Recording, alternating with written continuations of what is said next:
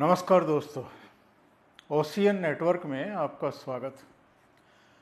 प्रधानमंत्री नरेंद्र मोदी पार्लियामेंट पहुंच गए हैं। आप जानते हैं कि आज से पार्लियामेंट का स्पेशल सेशन शुरू हो रहा है और ये 5 दिन का होगा, 18 सितंबर से 22 सितंबर तक।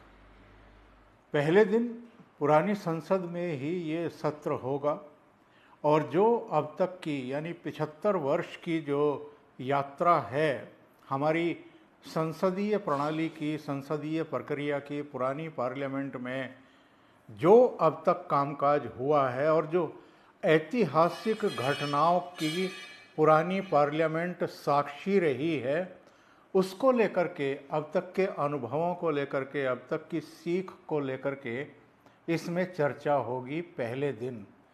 ये भी जानकारी मिल गई है कि 11 बजे प्रधानमंत्री नरेंद्र मोदी संसद को संबोधित करने जा रहे हैं।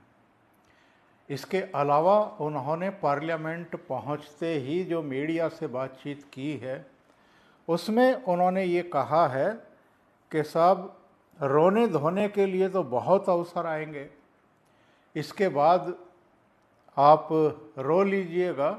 जैसे पहले रोना धोना होता रहा है अलग अलग मुद्दों को लेकर के, उसमें किसी तरह की कोई रोक टोक नहीं है, पर ये एक स्पेशल सेशन है और स्पेशल अवसर है, तो इसको ना गंवाएं, यानी रोने धोने में ना गंवाएं।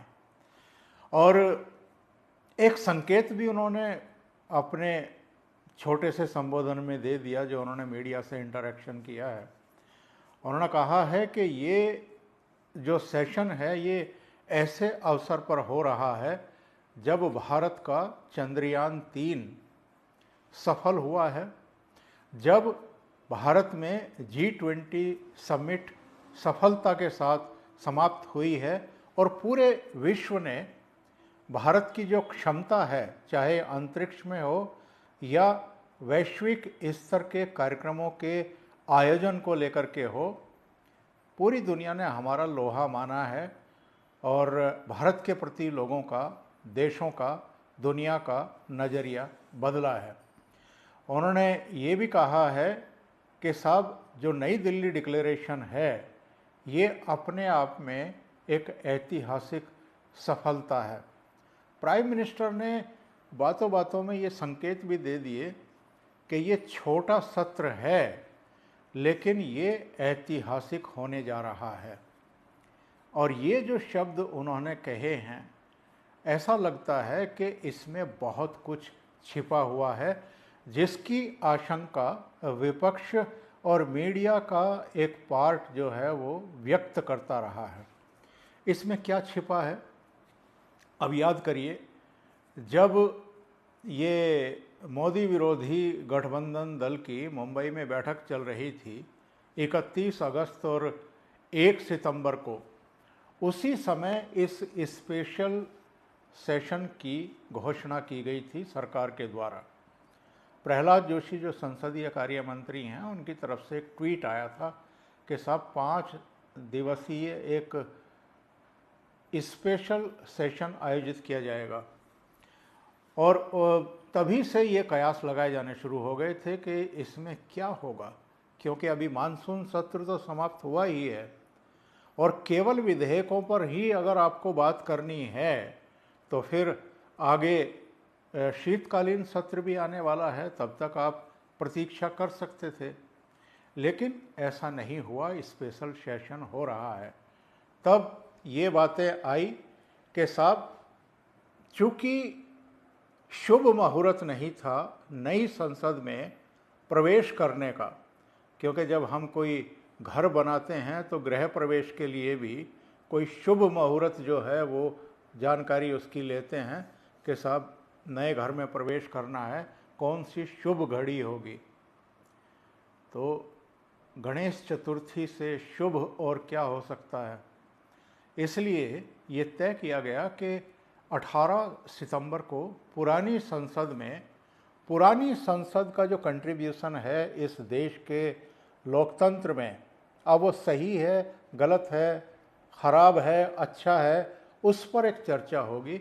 यानी 75 साल की जो संसदीय यात्रा है इस पार्लियामेंट के साथ, पुरानी पार्लियामेंट के साथ, जो जनवरी 1927 में अंग्रेज़ों के द्वारा बनवा करके सौंपी गई थी। और इसके अगले दिन यानी 19 सितंबर को कल नई पार्लियामेंट में कार्रवाई शुरू होगी। अब नई पार्लियामेंट में क्या होगा, तो सरकार ने वैसे तो कल जो सर्वदलीय बैठक बुलाई थी उसमें डिटेल जानकारी दे दी है। बताया है कि भाई इसमें 8 विधेयकों पर चर्चा होगी, उनको पारित कराने का प्रयास किया जाएगा और उनमें मुख्य चुनाव आयुक्त और दूसरे चुनाव आयुक्तों की नियुक्तियों की जो शर्तें वगैरह है, जो प्रक्रिया है, उसको लेकर के भी अब विपक्ष का कहना है कि साहब आपने जो नए प्रस्ताव आप लेकर के आ रहे हैं कानून बना करके, उसमें सुप्रीम कोर्ट के चीफ जस्टिस को तो बाहर कर दिया है और आप प्रधानमंत्री, नेता प्रतिपक्ष और एक कैबिनेट मंत्री जिसको प्रधानमंत्री चुनेंगे, इस तरीके से तो बहुमत और मनमानी तो प्रधानमंत्री की और सरकार की ही चलेगी। तो मैंने अपने एक प्रोग्राम में कहा भी था कि ये 2014 के बाद से ही ये सरकार की मनमानी शुरू हुई है या 2014 से पहले भी जो सरकारें थी उन सरकारों की भी मनमानी चलती थी चुनाव आयुक्तों की नियुक्ति में। तो ये प्रधानमंत्री अगर नरेंद्र मोदी हैं तो उन्हीं के समय ये सारे सवाल क्यों खड़े किए जा रहे हैं, एक भ्रांति क्यों फैलाने की कोशिश हो रही है। बहरहाल ये तो वो एक्चुअल में चीज़ें हैं जो इस समय पब्लिक डोमेन में हैं, सबको पता है कि ये सरकार के एजेंडे हैं इस स्पेशल सेशन के लिए। लेकिन इसके अलावा क्या है, क्योंकि सर्वदलीय बैठक भले ही हो गई हो, सरकार ने एजेंडा भले ही बता दिया हो, लेकिन अभी भी जो विपक्षी दल है और मीडिया का एक हिस्सा है उसका ये मानना है कि कुछ तो छिपा हुआ है, कुछ तो स्पेशल होने वाला है स्पेशल सेशन में। अब उसको लेकर के तमाम तरह की चर्चाएं हैं, वन नेशन वन इलेक्शन, इसके अलावा महिला आरक्षण की बात भी हो रही है, जम्मू कश्मीर से जुड़े हुए पीओजे के गिलगिट बाल्टिस्तान को लेकर के भी हो रही है, इस जो वर्सेस एक्ट है उसको लेकर के भी चर्चा हो रही है, इसके अलावा जो वक्फ एक्ट है उसको लेकर के भी तमाम तरह की चर्चाएं चल रही हैं। मतलब सब कयास तो बहुत लगा रहे हैं, अंदाजे तो बहुत लगा रहे हैं, लेकिन एक्चुअल में क्या होने वाला है और क्या अभी छिपा हुआ है जिसको प्रधानमंत्री नरेंद्र मोदी सामने लेकर के आएंगे, अचानक सरप्राइज जो हमेशा एक एलिमेंट उनका रहता है वो देंगे, इसके बारे में कोई सही अंदाज़ा लगा नहीं रहा है। और सरकार के भीतर भी गोपनीयता का स्तर ये है कि अंतिम समय तक भी किसी को कोई जानकारी नहीं दी जाती है। तो ये तो देखना होगा कि होगा क्या।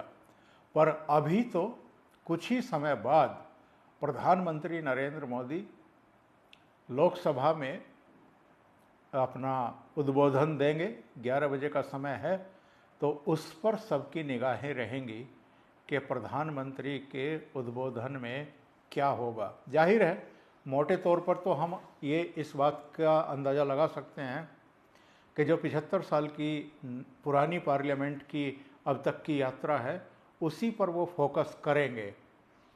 और उन्होंने जो मीडिया से बात करते हुए कहा है कि ये रोने धोने का समय नहीं है, तो कम से कम वो खुद कुछ चीज़ों से परहेज़ करना पसंद करेंगे, ऐसे संकेत तो उन्होंने दे दिए हैं। वो पुरानी संसद की जो यात्रा है, अब तक की जो उपलब्धियां हैं, जो कहना चाहिए कि सीख है, अनुभव है, उस पर बोलेंगे।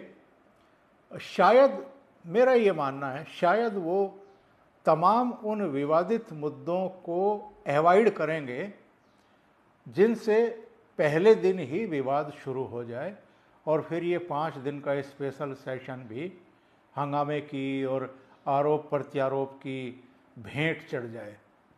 तो पहला दिन प्रधानमंत्री का संबोधन, मुझे लगता है कि अभी सबकी निगाहें इसी पर टिकी हुई हैं। अभी के लिए इतना ही। बहुत बहुत धन्यवाद। अगर आपको ये चैनल और इसके कंटेंट पसंद आ रहे हैं तो लाइक करें, कमेंट करें, वीडियो को शेयर भी करें। अभी तक अगर आपने ये चैनल सब्सक्राइब नहीं किया है तो सब्सक्राइब कर लें, फॉलो कर लें और इसे वीडियो को फॉरवर्ड ज़रूर करें ताकि अधिक से अधिक लोगों तक ये पहुंच जाए। बहुत बहुत धन्यवाद। नमस्कार।